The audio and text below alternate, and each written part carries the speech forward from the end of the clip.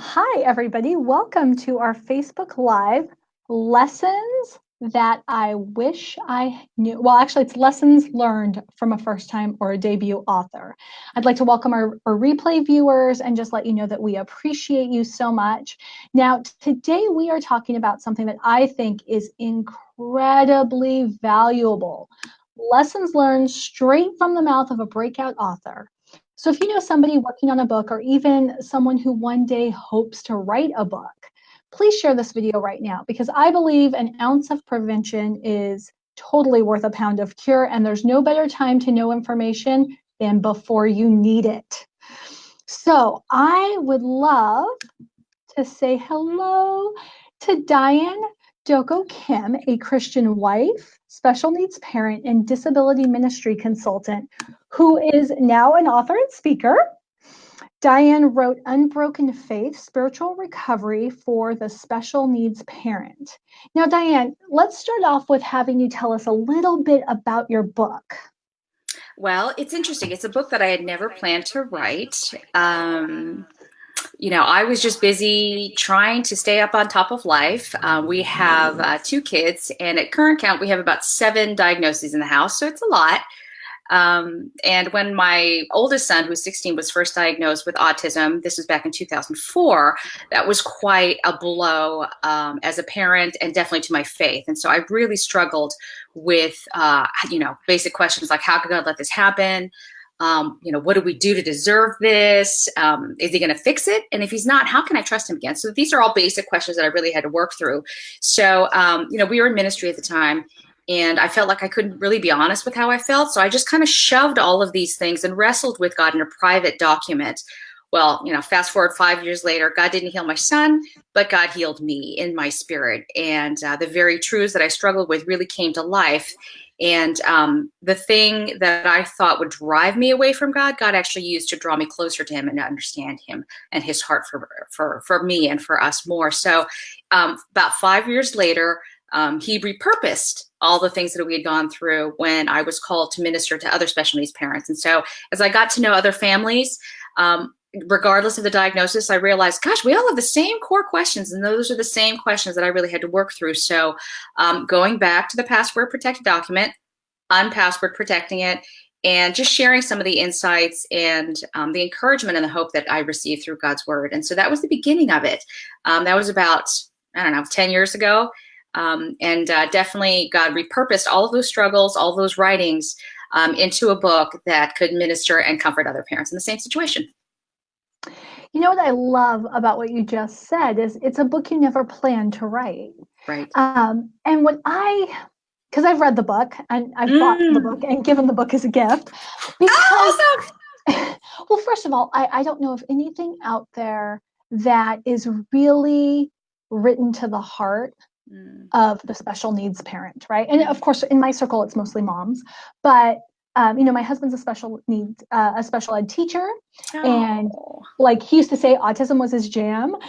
So for several years, he taught children with autism, and he really appreciated it because from a professional, he was like, oh wow, this is what I wish I could tell parents. But for our viewers, I know it sounds niche, right? Like this is a book for parents of special needs children. It's for Christian parents of special needs children, but I don't really think it's just for parents of special needs children. Ding, ding, ding. When I read it, I feel like it's for anybody who's living a life that they didn't plan on living, experiencing circumstances that they didn't predict, they didn't sign up for, right? Bingo. So with that in mind, I would love to hear a little bit about this process that you have had you published a book. And who is your publisher? It's Worthy, and I think now recently they were acquired by Hatchet. Okay, so you didn't self-publish like Create Space Book here. So you went through the traditional publishing process and you launched this book. And then it's out there to the masses.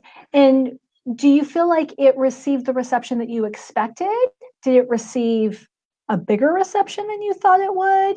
It's funny that you asked that, Tanya, because I was thinking, you know what? Maybe one person will buy it, my mom or my mom's friends or my friends that are special needs parents. So I had kind of low expectations, but I was really quite overwhelmed and stunned at the response and the emails that I started to get in my inbox of families who finally felt understood, and encouraged that there was somebody else out there who got it. And really, the topics that I talk about in the book, just like you said, Tanya, it's not just for people who are parents of children who have disabilities, but it's for anyone who's been disabled by anything in our lives and causes us to really struggle in our faith. So, yeah, they're all questions that we all struggle with. So it's, interesting journey. So on that note, in terms of publicity, so let's talk, because modern day publishing, it's not like you get to go up to some mountain cabin, write your book in silence, hand it off to some team, and then they just take it from there, right? No, not at all. I mean, you have quite the burden of marketing on your own. Mm-hmm. So I want to address today for everybody kind of what worked, what didn't work, and what you wish you knew. Right. And I'll let you dictate the order we go in. So what would you like to start off with? What worked, what didn't work, or what you wish you knew? I'd love to start off with what I didn't know about publishing a book and taking stock, secondly, with what I did right, and then what I wish I had done better and now I know to do. But prefacing those three buckets, you mentioned how this is a book that was traditionally published. Well, the irony is, I already knew that this was such a niche audience that I was fully prepared to self-publish. So I was ready. I did, all the Googling. I figured out, what's the difference between self-publishing and traditional publishing. And I just figured, okay, well, I don't think a traditional publisher is going to be interested in this because it's a small market. So I did my homework and I was prepared to self-publish, which means I was mentally prepared and I knew that I was going to have to do a lot of the heavy lifting. So I went into that prepared. And I think that's actually an asset for any kind of publishing that you do, because I was pretty well educated, master's degree in the art of Googling. And so by the time I started working with my traditional publisher, they were probably a little bit surprised. And it's because I had been ready and positioned to do all the heavy lifting of marketing and, social media and all of that. So, so no matter what, whether an author traditionally publishes or self-publishes, the more educated that you are, the better off that you will be, no matter what track you follow. So having said that, what I didn't know about publishing a book, I think there were many things that I didn't know, even though I did as much homework as I could. I think the biggest thing is that obviously you have to learn the craft of writing and publishing and all of that. But I think the biggest surprise was that writing a book and publishing is not just releasing a book, you're actually starting a business. You are actually an entrepreneur, and so I just thought, okay, I got across the finish line. Here's the book world.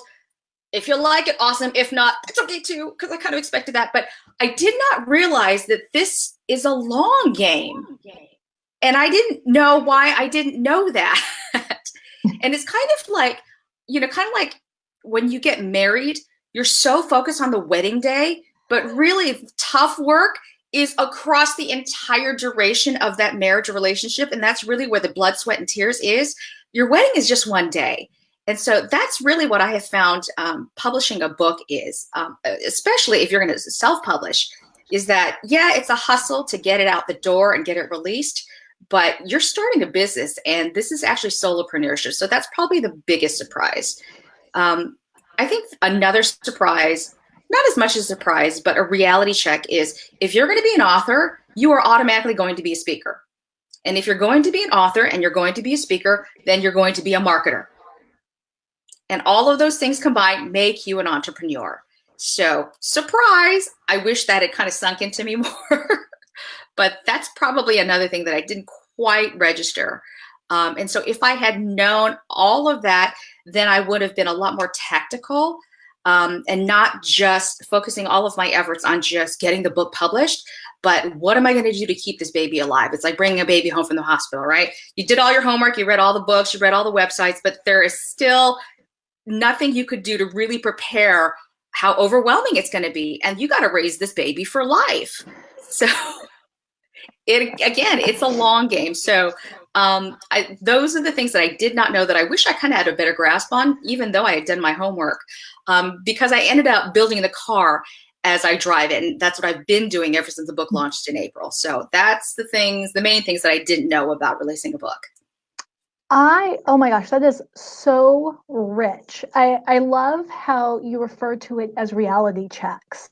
And so what I heard you say is number one, you have to be committed because you were fully prepared to self-publish the book. I mean, the book was going out, whether you had an advance, didn't have an advance, contract, no contract. Right. So you had done your homework. You'd done all the work necessary before you ever got that book deal. Mm-hmm. And then your other reality check is that you're not just publishing a book, you're starting a business. And I love this statement that you made is that if you're going to be an author, you're going to be a speaker. And if you're going to be a speaker, then you're going to be a marketer. And that combined makes you an entrepreneur. Yeah. And I don't think there is a better, like you came up with probably two of the best analogies ever. It's just like getting married where you spend so much time focused on the wedding that you forget about the rest of your life. Yeah. Or so focused on labor and delivery that you forget you actually have to take the baby home and keep it alive. Yeah. Forever. And that's really the freaking out part because it's long term and it's all on you.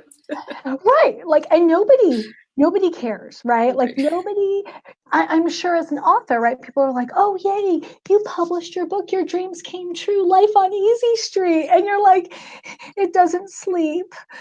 It's up every 2 hours. I don't know what to do. And you've constantly got to feed it. Exactly. It never goes away. Yeah. So Bethany Howard's watching today, and she said she loved that. The surprise, you're a small business owner. That's right. And I think that's critical. And I know that not everybody, I mean, there's breakout authors all the time. Not everybody has the luxury of, like you said, taking a tactical approach to their publishing. I think a lot of first-time authors, especially breakout authors, are in your shoes. 6 months after the book publishes, they're going, oh, I could have, should have, would have done that 18 months ago had I known. Exactly. And that's why we're doing this, right? Because Yep. Again, ounce of prevention is worth a pound of cure. Absolutely. So that's all the stuff you didn't know. Any accidental successes, things that worked? Yeah. I'm happy to be able to share these parts. And this is just going to be basically a brag fest of all of the resources and mentors and helpful things that all y'all got to get on. Okay. So this is not just a series of product plugs. This is stuff that's going to help you. So I would say in this section of what I did right, I would break it up into kind of two major buckets. One is, I'll just call them soft skills. Before I get to the practical tacticals. And this is more about building your DNA of who you are as a person, who you are as an author, who you are as a content creator, what your convictions are basically. And so within that bucket of developing your own DNA and having a clear sense of who you are and what you're called to, I think the first thing that really helped was to learn how to serve. And this, for me, it came in the way of serving in my local church. My husband and I had been in bivocational ministry for about 25 years. And so it's really important. And it even says in the Bible that in order to lead, you first have to know how to follow. So learning how to serve. And I think the second part of this DNA building is developing who you are and what your purpose is, what you're called to do. And so this is also a matter of just spiritual formation. And I think I've really learned to appreciate that God took the slow route for me. I'm turning 47 tomorrow. And so I'm publishing my first book. Thank you. I've published my first book at the age of 47. And so in a way that felt late, and I got to be honest with you, I did a lot of scrambling, like, oh my gosh, I'm not in my 20s. I'm not, I don't have the energy and I've got family and all of that. But looking back, I'm really glad that God took the remedial approach with me, just like Moses needed 40 years in the desert of a timeout to get his act together. God had been working necessarily to work out my DNA for 47 years to get to this point. And so there's actually a quote that I heard from a famous Christian writer and speaker. And she says, if the light that is on you is greater than the light that is in you, the light that is on you will crush you. Wow. Yeah. If the light that's on you is greater than the light that is in you, that light will crush you.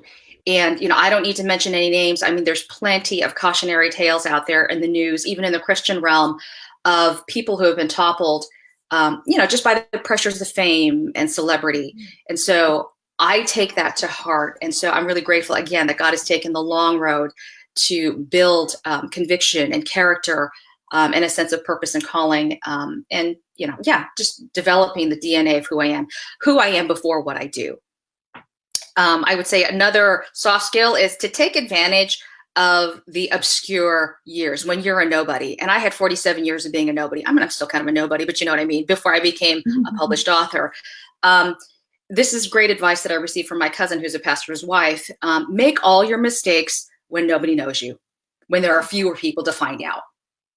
And so take advantage of the season of obscurity to test out your content, to get to know your audience, figure out what your brand is, what your niche is, who your audience is, what they expect of you, and to test drive your content and how you deliver it. So this is training. This is boot camp to hone skills and make mistakes. And so, even Jen Hatmaker always says that she wrote like 9 books that nobody ever read before she wrote the book.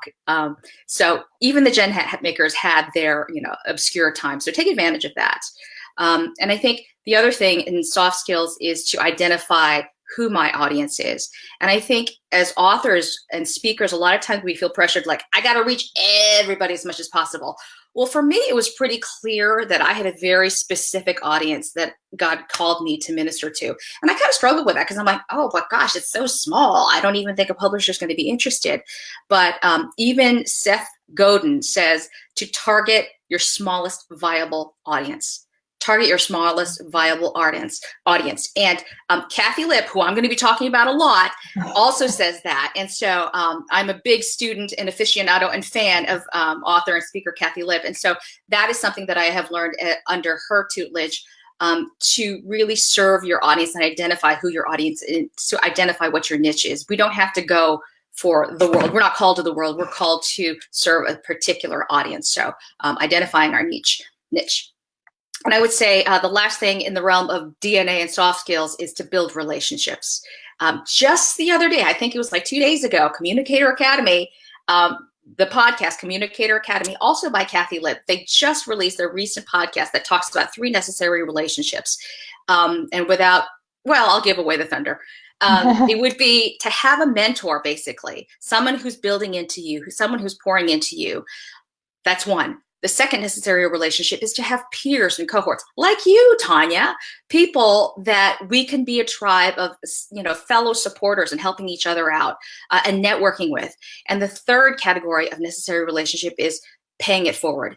As someone is pouring into us and we're hustling, with our peers and colleagues, we should also always have someone that we should be pouring into and sharing the blessings that we have received. And I love that because that's actually been a lifelong philosophy for me. Well, at least for the last 25 years, that my principle has always been, I should always be learning from someone who's 10 years ahead of me.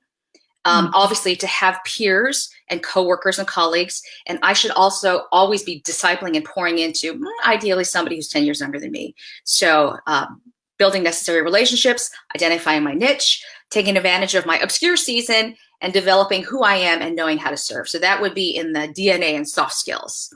I love that. And you did a great little precursor to tonight, because at 7 p.m. I'll be talking with Chris Moss about the value of mentoring in business and why that's important. Why it's important both to mentor and to have a mentor. Absolutely. I love that. Okay, keep going. I don't want to interrupt you. You're good. Okay. You're on a roll. Okay, so I would say that was the bucket of kind of soft skills. Now let's get down to the nitty-gritties of practicals. I would say the thing that I'm glad I did, and I didn't realize I was doing it, was building a platform. And, that's the big word. When you speak with an acquisitions editor, or you're pitching to an agent, that's one of the big things. Platform. Now, I had a funky idea of platform. I just thought in my mind, platform is how many followers you have or how many subscribers you have. And so I felt really bad that I didn't have much of a platform. But a platform is basically an audience who is interested in what you do and what you have to offer them. And so I did not realize that the last 10 years that I had been serving in the local church, developing special needs ministries, and then doing some speaking and doing some writing, and then being invited to another church to help them set up their special needs ministry or talk or train their folks. I did not realize that that was 10 years worth of platform. And it's funny, when I actually sat in front of who is my agent now, I hadn't planned on pitching. I hadn't planned on traditionally publishing. I had planned on being self-published. And so I kind of accidentally ended up having an audience with her. And so, I did like the world's worst job of pitching myself. I'm like, oh, I'm not here. I'm not ready. I'm going to self-publish. No one's interested in this. I'm sorry to waste your time. And I know I don't have a platform because I only have 50 followers on my Facebook. And this was about 5 years ago. And then she looked at my one sheet. I'm glad I did a one sheet. Googling helps. And she looked at everything that I had been doing for the last 10 years. And she's like, well, that's your platform right there. And it's funny because I had been kicking and screaming and complaining to God. You told me to write a book, but I keep getting hijacked by these churches that want me to do stuff. This person wants me to write something. I keep getting invited to speak. How am I supposed to write this book you want me to write? And I'm kicking and screaming. And then, 10 years later, I sit in front of this agent and she's like, I wouldn't be able to sign you unless you had all of those prior experiences. So it's like, oh, sorry for all that kicking and screaming back there, Lord. You did know what you were doing. Sorry. So building a platform, basically identifying who it is that you're serving, who you're called to serve, and serving them. And guess what? That ends up being your tribe. And that's a word that we hear of often, tribe. And I didn't think in terms of, I'm building my platform, I need to find my tribe. I was just doing what I knew God had called me to do. I was just doing and serving the people that I knew that God had called me to serve. And then later, when I started learning the biz and the terms, it's like, oh, that's called a platform. Oh, that's a tribe. So it's pretty funny. God will do that to you when we're just faithful and we obey. It turns out that there's a reason that he calls us to be faithful and obedient, because he will work things out for us to bless us. And so building a platform. The other practical I would say is to learn the industry, learn the biz. I talked about how much I Googled. I did my homework, right? I'm a special needs parent, so I know how to Google stuff. Googling for a cure, Googling for, therapists, Googling for insurance coverage, now Googling, learning publishing and speaking and marketing and the craft of writing and proposals and such. And so in the Googling, I found some awesome resources. So y'all, if you're listening to this, get a pen. If you haven't heard of these resources, these are websites and blogs that you're going to want to follow. And I would say the first thing, the big thing for me has been Communicator Academy. And that is a podcast with Kathy Lipp, and Michelle Cachat. And Kathy Lipp and Michelle Cachat, I think between them, they've published like 20 books or something like that. And so, awesome, Bethany. That's right. Communicate. There's the URL right there. So we don't have to add it to Bethany saves the day. So we don't have to put it in the show notes later. Bethany has, some inroads into Communicator Academy. So wink and fist pump to Bethany. So Communicator Academy. I cannot tell you how many times in this past 6 months where I'm doing something or, I'm scrambling to build the car as I drive it. And I'm like, oh, shoot, how do I do this? What am I supposed to do? And then I'll go into the archives of Communicator Academy and I'll find a podcast that's exactly what I needed to know. And I'm like, oh, thank you. So I think that's happened to me. Like I can count it on 2 hands just in the past 6 months. And so I have been following Communicator Academy. And just, I became a Kathy Lipp groupie about 10 years ago, and that's a whole nother story. So learning the industry. The other thing is going to conferences, going to writing conferences like West Coast Christian Writers, held every February in the East Bay in Livermore in California. Also Mount Hermon, which is like the granddaddy of all Christian writers conferences. And that's in Santa Cruz Mountains in California, in Northern California. I also attended the Leverage Speaker Conference. Again, that's a tremendous resource for speakers, speaker trainings, especially for up and coming speakers to develop, your voice, your brand, and just learn the ins and outs of the marketing and all the biz. And so there's that. And I think the other thing that has benefited me tremendously as far as just getting trained and equipped is I actually did an internship with Kathy Lipp. I keep talking about Kathy Lipp.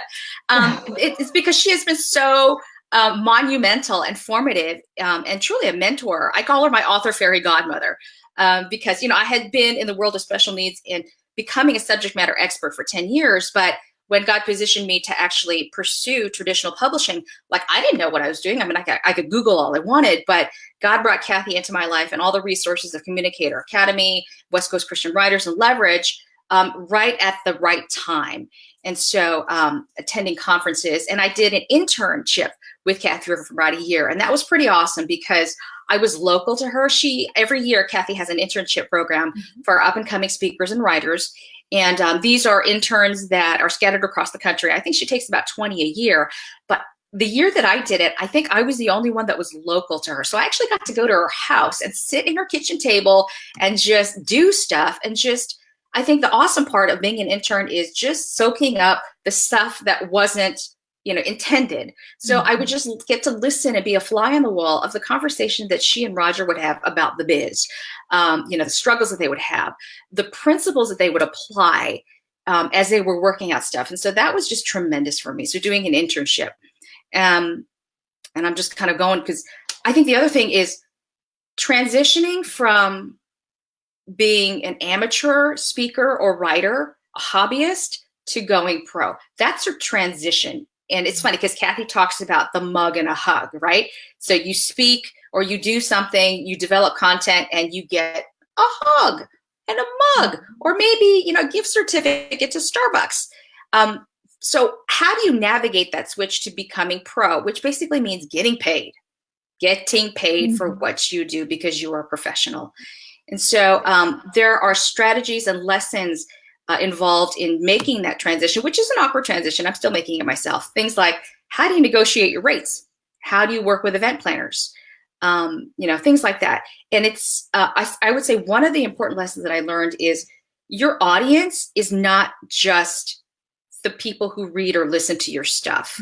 Your audience that you're serving, your secondary audience, is also the people who book you, your event planners. And so one of the podcasts from Communicator Academy, and Amy Carroll as well, talked about this. Treat your secondary audience as well. You're there not just to serve the people who listen to your stuff or read your stuff. You're there to serve the event planners. And this is strategic because those folks will set you up for future opportunities or not. Mm-hmm. That is so good. Yeah. And so true. And I'm going to let you take a breath for a second because I know I've had you just talking and I love it. But, I always think when you're doing live, right, it's nice to get some feedback from the audience. So just want you to know, Jen Buell was talking about how life-changing Kathy's internship has been for her. And as you know, I've had the intern experience too. And I love how you talk about the value of sitting at the kitchen table.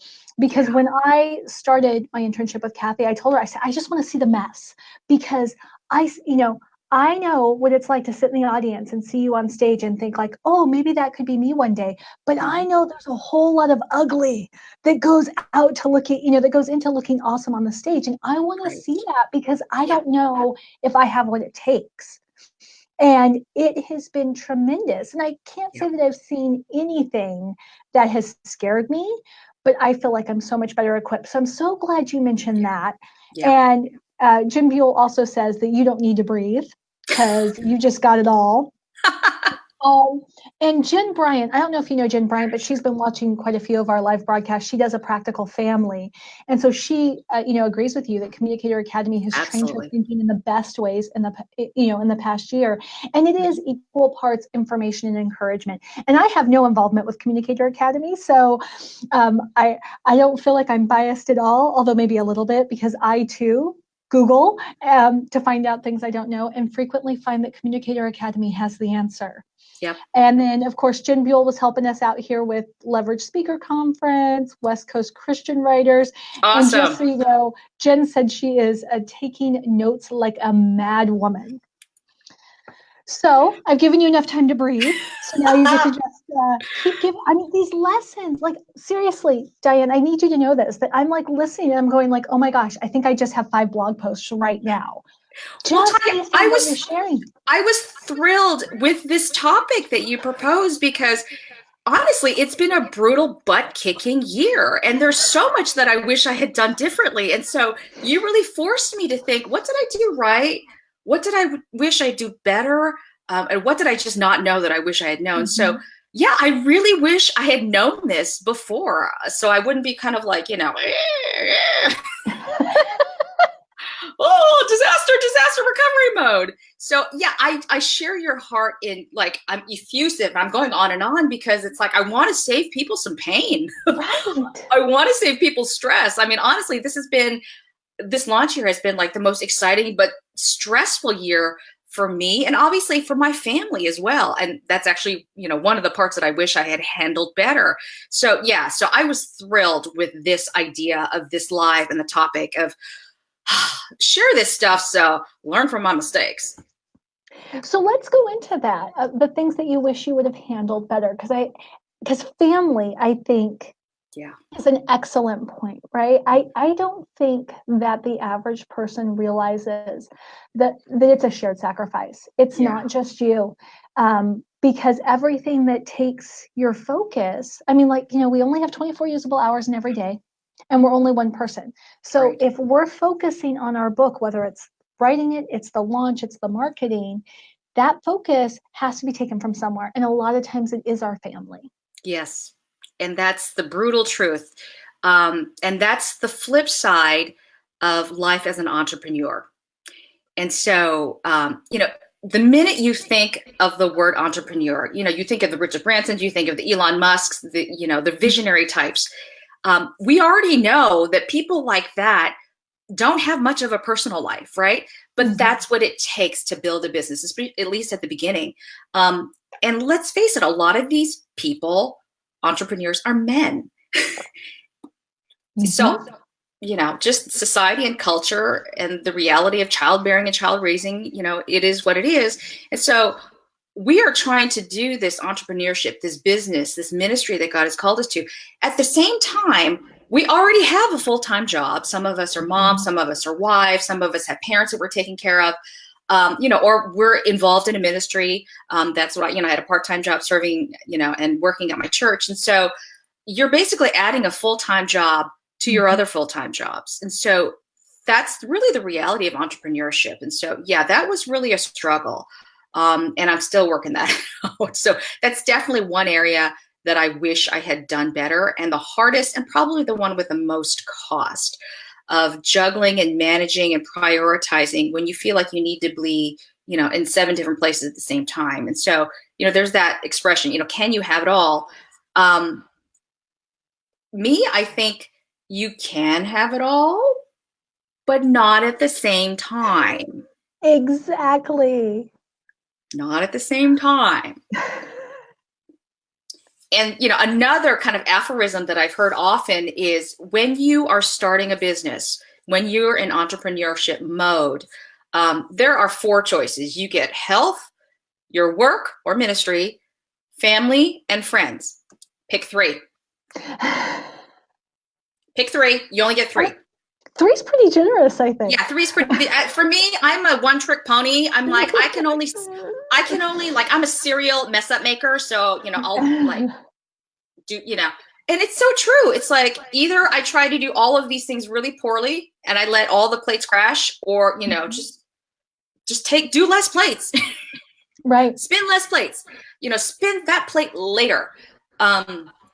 And so, yeah, that's really an area that's tricky to navigate, especially as a lot of Christian speakers and authors are women. And like I said, I'm 47. I've still got young kids at home, and especially as a special needs parent, whew, that's just a whole nother thing. I can only imagine. Yeah. Jen Buell was saying that she really loves your point about that season of building that feels like you're getting nowhere. Yeah. She also says you're a velociraptor, you don't need to breathe. And Andrea is saying hi. She's on the cusp of writing her book, pulling it all together. She's done the quiet work, right? She's written for years already. She's got the articles published. So she's listening to your tips, and I know taking lots of notes. And probably one of my favorite comments, I think, is that balance is an illusion. And somebody told me that, like, early in my career when I was trying to juggle working and momming and all that stuff, and they were like, balance implies that everything is equal and nothing ever is. There's no 50-50. It's about harmony. It's about knowing that this takes priority right now, and then this will take priority next. So tell me, what else do you wish you would have handled differently? Yeah. Because I like that better than saying what didn't work, right? Because I mean, you're still here, so something's working. But what I wish I did better or sooner. And there's a lot. And these are the things that I'm currently scrambling with to build the cars I drive, 6 months after my book is released. So I'm about to get really nitty gritty. So make sure your pencils and pens are ready. So the first thing is, managing and juggling multiple conflicting priorities with family and personal. So that's the biggie, right? I would say, I'm going to list a bunch of practical things. The main thing that I'm really hurting right now is I really wish I had set up back-end office systems and administrations. You need a store for your product. And even though you're not setting up a physical brick and mortar store, you need a task management program. You need accounting and bookkeeping. For years, I just did stuff on Google Documents or Google Drive, and that'll get you so far. But this is part of transitioning from hobbyist to pro, right? Because you got to report taxes on income, on books, and all of that. So you need a scheduling manager. You need a social media management tool. You need to figure out, am I going to use Mobatini or something else?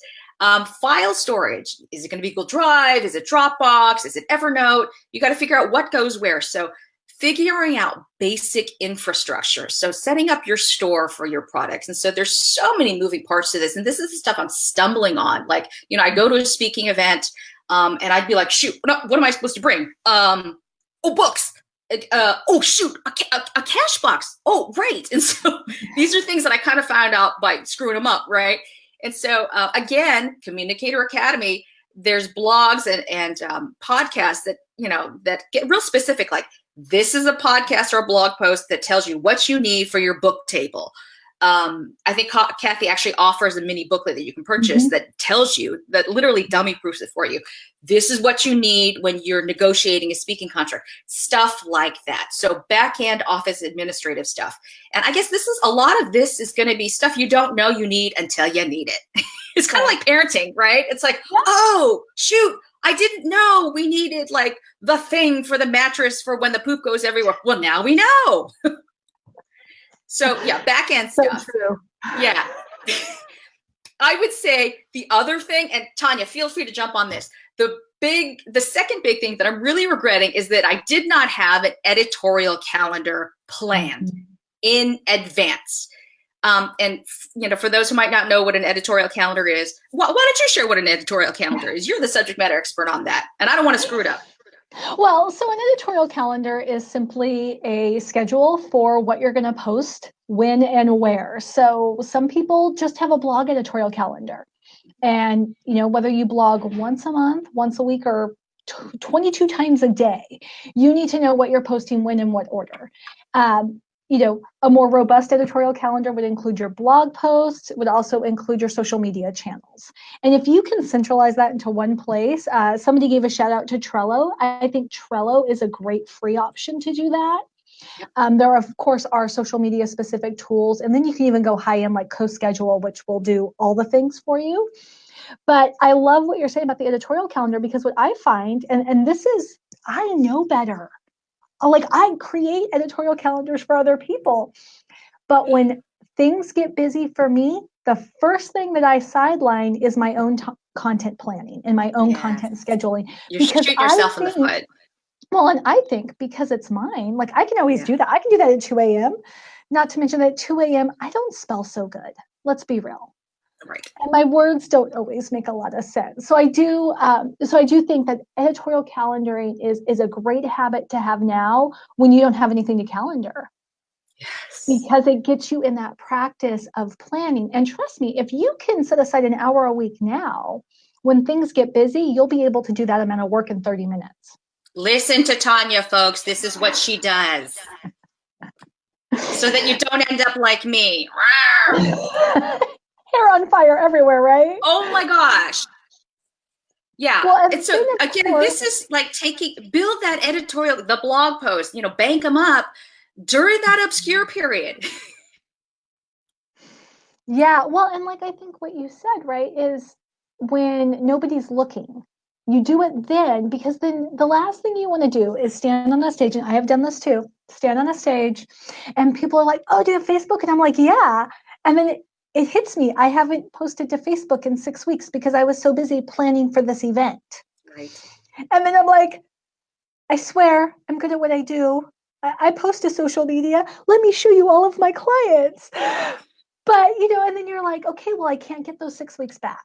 Yeah. So I just have to start now. And so I love that you are so authentically sharing those experiences because I think editorial calendar is a really simple win for people. Mm-hmm. It's just about being consistent. So great. So keep going.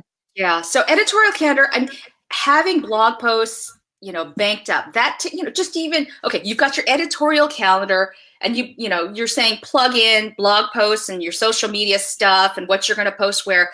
It takes time to just even write one blog post or create one podcast that you're going to stick in on a date, right? And so this is a huge investment of time and mental energy. And so do it when you've got the time because post-release, you're going to be overwhelmed with responses to your book. When you're speaking, you're going to get inquiries for people to book you. And that's your hot fire. And you want to be responsive, when the spotlight is shining on you, especially those 6 months post-release. And so you don't want to be like, oh, shoot. Yeah, just like you said. And actually, like my Facebook looks too. It's like, that's pretty paltry there. Really? She published a book? Like, she's just posting all these random pictures of her kid and she doesn't know what she's doing there. And so do it in advance. And so having an editorial calendar, a full editorial, just locked and loaded and ready to go. It's like, how we talked about bringing a baby home from the hospital. This is like banking up freezer meals to get you through the first month when everything else is just crazy. Yes. And so Andrea is here, and I'm assuming you might know Andrea. Yes. But I think that this is probably a really good point. So she's talking about how she juggled, getting her degree while being a special needs mom. And she feels like writing her book is going to be the same type of discipline, right? So reading and researching rather than being on TV or like watching TV and social media and all that sort of stuff. Would you agree with that? Yeah. Yes. Discipline, which is why I'm struggling so much. Yeah. Awesome. So what else would you like to share? I know that we are about out of time, but this is so good. Yeah. What I wish I did better. I think the other thing, again, really practical is create your assets in advance. So this is similar to building your editorial calendar. What is an asset? Your marketing asset. Assets like your speaker packet, your one sheets, your media kits, your checklist, write checklists for how you negotiate bookings, your speaker contracts, setting up, a checklist for what you need to do to set up a book table, what you need to schlep to events, depending on what kind of events it is, promotional collateral like merch, mailers, bookmarks, postmark, all of these take time to make. And you want to be making that. It's like, again, going back to the baby illustration, set up the nursery before the baby comes. Because once the baby comes, you don't want to be setting it up. You're not painting anything. There is no chalk paint happening once that baby is here. No, it ain't going to be pretty. It's just, yeah. And so you want to put your attention where it deserves in that time. So take advantage of your obscurity, set up your back end office stuff, create your assets, build an editorial calendar. And I would say the other thing I'm struggling with right now, and I'm doing this now, is build a ministry team. Build a ministry team of volunteers, hiring a virtual assistant. This is currently my pain point / prayer request that I'm scrambling to fit. Actually, all the things that I just listed. Build a team. And the beauty of this is, a lot of us are like, well, how am I going to build a team? Like, I don't have any money. I'm just starting out. And again, there is a Communicator Academy podcast talking about building a team. So go and check the archives on that. Here's what God blessed me with. Remember I told you I kind of served in obscurity for 10 years. I didn't get paid. I just did what I was supposed to do because I knew God had called me to, because there was a need. There was a particular demographic that I was called to serve. And so I served them, and I served them to the best of my abilities as much as I could. And so whether that meant speaking or writing or on social media, I was serving them.